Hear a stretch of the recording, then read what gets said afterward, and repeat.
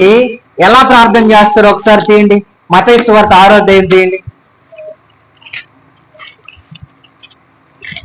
మన ప్రార్థన ఎలాగుండాలో ఒకసారి తీయండి.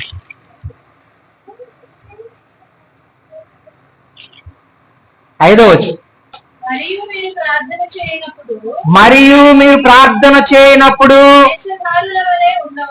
వేషధారుల వలె ఉండవద్దు. ఎందుకనంటే వేషధారులు ఏం చేస్తారంటే ముసుగేసుకునేసి ఎవరో ఏదో ప్రార్థన చేస్తే వాళ్ళ పక్కన లేదన్నా ఈయన ప్రార్థనాపరులారు, ఈయన ప్రార్థనాపరుడు అని అనుకుంటారని కొంతమంది ప్రార్థన చేస్తారు.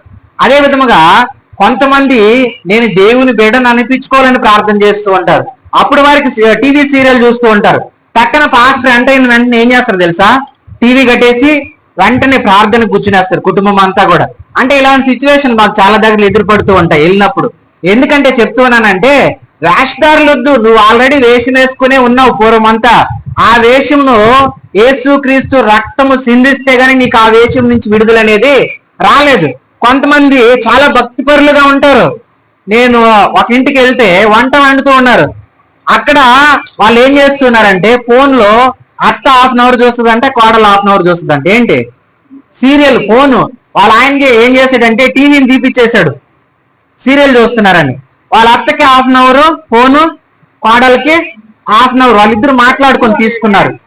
వాళ్ళు ఏం చేశారు, వాళ్ళిద్దరికి అండర్స్టాండింగ్, అత్త ఆదివారం అయితే చర్చికి వెళ్ళిపోదాం మనము, మిగతా సమయం అంతా మనం ఇద్దరం ఏం చేయాలి, నువ్వు 1/2 అవర్ చూడాలి, నేను 1/2 అవర్ చూడాలి. ఇంట్లో వాళ్ళ ఆయన ఏం చేశాడంటే వైఫై పెట్టించినాడు. ఎందుకంటే ఆయన వేరే బిజినెస్ చేస్తాడు. ఆ వైఫై వీళ్ళు కనెక్ట్ చేసుకుని ఏం చేస్తున్నారు, సీరియల్ చూసుకుంటూ ఉన్నారు. అయితే వీళ్ళని ఏమంటారు, వేషధారులు అంటారు. ప్రభువా ప్రభువా అని పిలిచి ప్రతివాడికి పరలోకంలో చోటు లేదు. మనము వేషధారుల వల్లే కాకుండా మనము ఏం చేయాలనంటే చూడండి, మనుషులకు కనబడవలనని సమాజ మందిరముల్లోనూ వీధుల మూలల్లోనూ వీళ్ళకి ఎలాంటి ఇష్టం అంట, సమాజ మందిరముల్లోనూ ఎవరికి కనబడవాలనని, మనుషులకి వేషం వేసుకుంటారు వీళ్ళు పైకి. ఇక్కడ వచ్చి చర్చిలో ఇక్కడ కూడా మనలో కూడా చాలా మంది ఉన్నాం.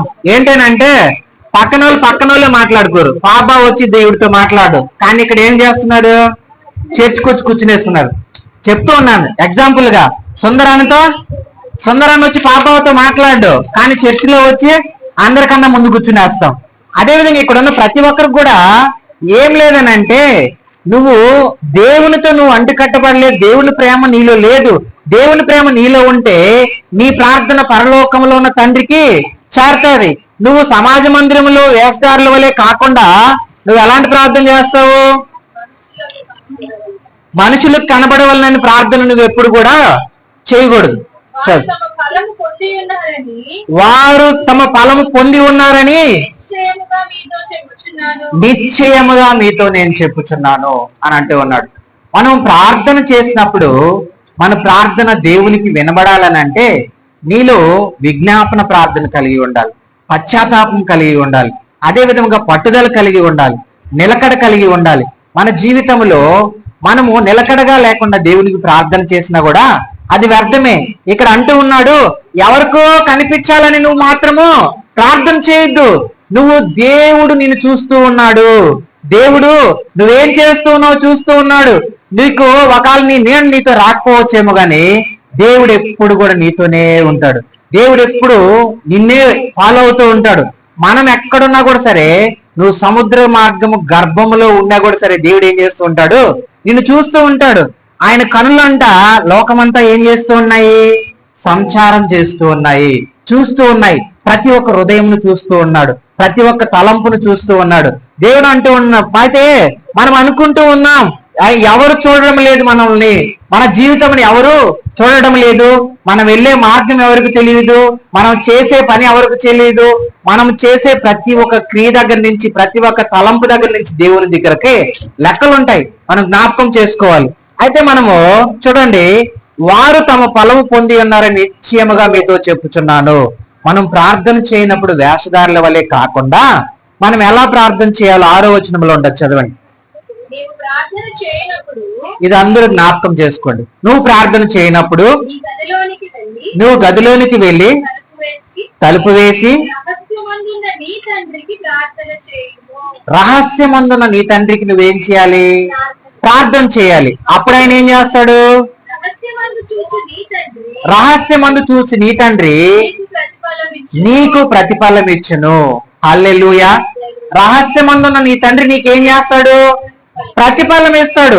నువ్వు ప్రార్థన నువ్వు ఎందుకు చేస్తున్నావో తెలియదు, నువ్వు ప్రార్థన నువ్వు చర్చికి ఎందుకు వెళ్తున్నావో తెలియదు, నువ్వు ఎందుకు వెళ్ళి వస్తున్నావో తెలియదు, నువ్వు ఎందుకు వెళ్తున్నావో నువ్వు ఎందుకు వస్తున్నావో తెలియకుండా కూడా చాలా మంది వస్తూ ఉంటారు. అయితే నువ్వు ప్రార్థన చేసేటప్పుడు నువ్వు వెళ్ళి అక్కడికి వెళ్ళి ప్రార్థన చేయాలంట, గదిలోకి వెళ్ళి ప్రార్థన చేయి. అయితే నా ప్రార్థన ఎక్కడంటే అక్కడ వినడానంటే వింటాడు. అది దేవునికి ఇష్టమైన ప్రార్థనగా ఉంది.